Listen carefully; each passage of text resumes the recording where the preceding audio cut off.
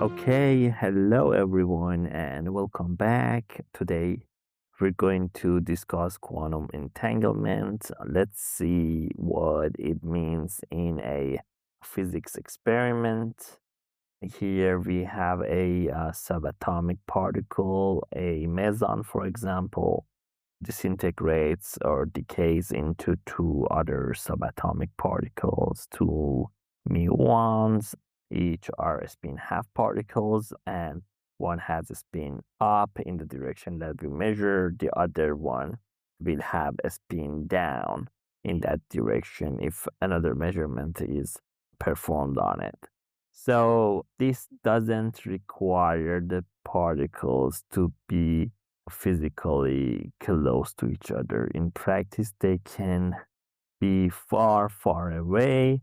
Even light years of distance between them does not matter, and the spin correlation exists regardless of the distance.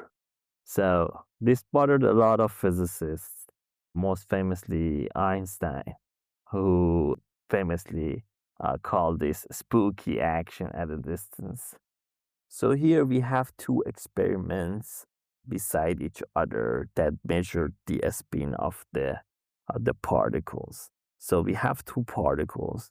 We give one to Alice, the other one to Bob, and then they measure the spin along the different directions. For example, in the z direction, Alice measures the spin of the particle in the first row. You can see when Alice measures the spin of the particle to be in the positive direction, Bob sees that the particle has a spin down or negative direction, basically, and so on.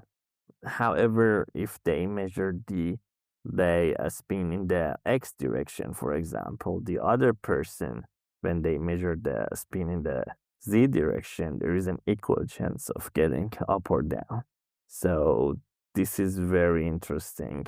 Nevertheless, shows that whatever is done by one experimenter has an effect on the other experiment.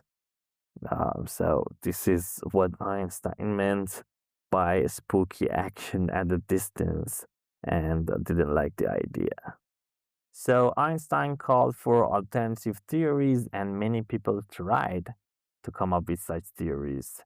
In their alternative theories, they assume that they spins are predetermined to be in opposite directions. So if we measure the spin for two particles in basically three different directions, we are going to have eight configurations in general, and these configurations are just there, and their total configurations consist of all possibilities for this experiment.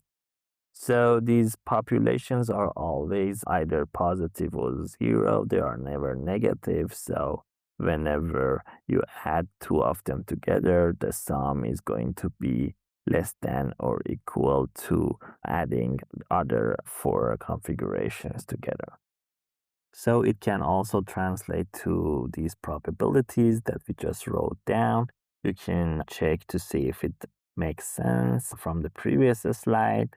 So the probability on the left side is always less than or equal to the sum of the probabilities on the right side. And this is also known as the Bell's inequality.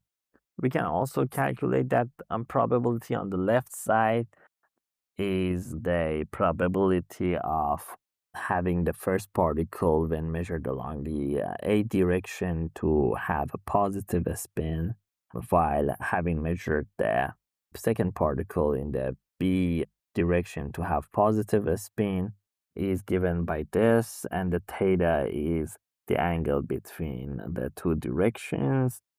So this is how we calculate the conditional probability part. The probability of the second particle or the second system, here written as S2, measured in the B direction, giving a positive, while measuring the same particle in the A direction has already given us a negative, is given by this theta is the angle between A and B directions themselves, and since S2 dot A is already in the negative, we write pi minus theta AB here. And basically, this is simplified to a sine square. So I leave this here as an exercise. If you have any questions, just let me know. I will go through them in details if necessary. However, if we insert this result into the inequality we saw earlier, this is what we get. Unfortunately, for the advocates of alternative theories to quantum mechanics, this is not correct geometrically. So I chose an angle and got a result which is obviously wrong.